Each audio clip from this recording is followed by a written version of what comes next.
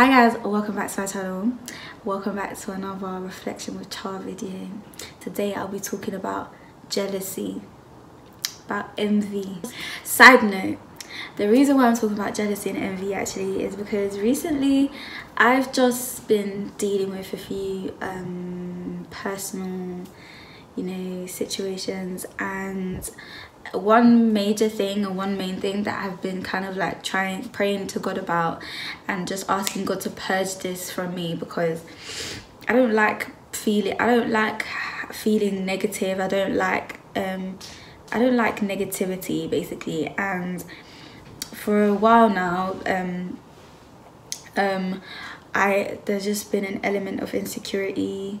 There's been some insecurity, so it's been leading me to feel jealous, especially like other people, not even just like celebrities and stuff. Obviously some influencers I look at and I'm like, damn, must be nice, but it was just even people that I've come across, people that I've seen, even friends. Like I started becoming jealous and envious of my friends. It's been like a prayer of mine recently, because I realized it's what the enemy's trying to use to bring me down and to obviously add to insecurity that I've been feeling, and a lot of it, well, when I feel kind of bold enough to actually share the main reason behind the insecurity, I will. But right now it's just a case of like, let's talk about jealousy, let's talk about why it's not a good thing. So people, obviously there is a case of like just looking at your friends and thinking, especially like when you're in a circumstance and you see your friends and stuff and you just think, wow, like must be nice kind of thing. And I've been doing that with friends, but with other people that I've come across and stuff, like it's obviously based off of something, which is why I feel the way I do. And obviously, like I said, I'll share it when the time comes. Jealousy, there's different kinds of jealousies that you can be jealous of, like the jealousy I just described that I've been experiencing, or even just jealousy of, like you want to possess something of someone else's. So whether it be your friend's car, like you're just like, oh, must be nice, I want that car kind of thing, like, oh, she doesn't deserve that car. And it could just be jealousy of like, oh, like, that girl was so beautiful, like it would be nice to be as beautiful.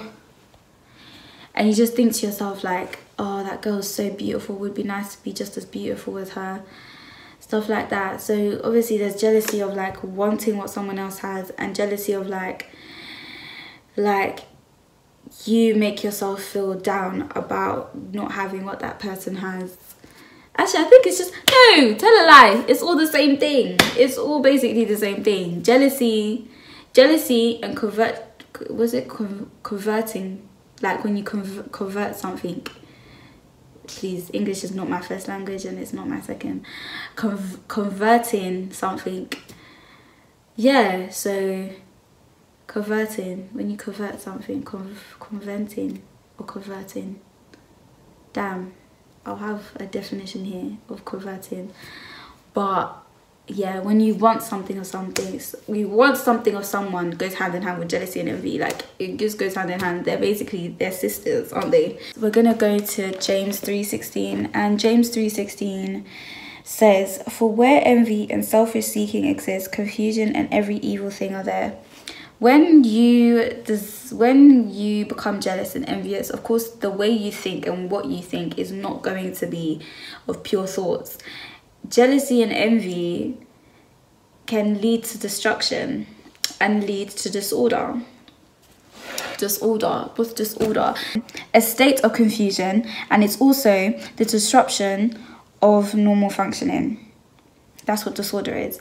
So when you have jealousy and when you have envy and when you feel like, oh, I want to have, like, why does that person have it, like, must be nice kind of thing, it brings disorder, it brings confusion, and every evil thing is there. It literally is the crack in the door that the enemy needs just to push it wide open and just start doing chaos in your life, because a lot of evil things happen through jealousy. People kill because of jealousy. People steal because of jealousy. People disrupt relationships, friendships, marriage because of jealousy. People literally speak ill of others because of jealousy, and it's not a good thing. It says in the Bible that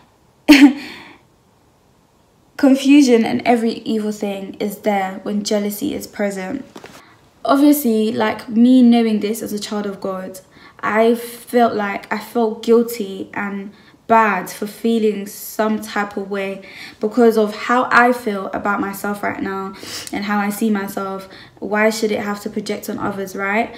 But again, the enemy likes to kind of play with your mind, like, oh, you're insecure. So when you start looking at people, you think, wow, like, must be nice. You start looking at your friends, and I just didn't like it, and I don't like it, and it's going to continue to be a prayer of mine because it's not good. It's not good. I can't speak about encouragement and edification and stuff like that on this channel, but then me myself, like, I'm dealing with certain things and doing nothing about it. So it's a prayer, because I know where it's deeply rooted. It's deeply rooted in the insecurity I've been feeling, deeply rooted in the self-doubt, self-esteem I've been feeling recently, and it is projecting on, is now turned into jealousy and envy of others because of how I've been feeling. And yes, it's a normal human thing, but it's like, I don't like it. Like, it's not nice. It's not nice. Like, there's been times where I've cried and I'll be like, God, this jealousy thing needs to move, vacate from me. It's not even like, oh, I would be jealous and I'll think ill of my friends. No, I'd be jealous and be like, oh, must be nice, kind of thing, and like roll my spiritual eyes so people cannot see that that's really how I'm feeling. But it's not good, and I realize it's not good because everything comes in its own season. My time, everything comes in its own time, and that's what I'm learning. And James 4:2-3, which says, you lust and do not have. You murder and covet and cannot obtain. You fight and war, yet you do not have because you do not ask. People are jealous of things that they do not know how you got it. They don't know the sacrifices you made. They don't understand where you've come from to get that thing, but they still want those things.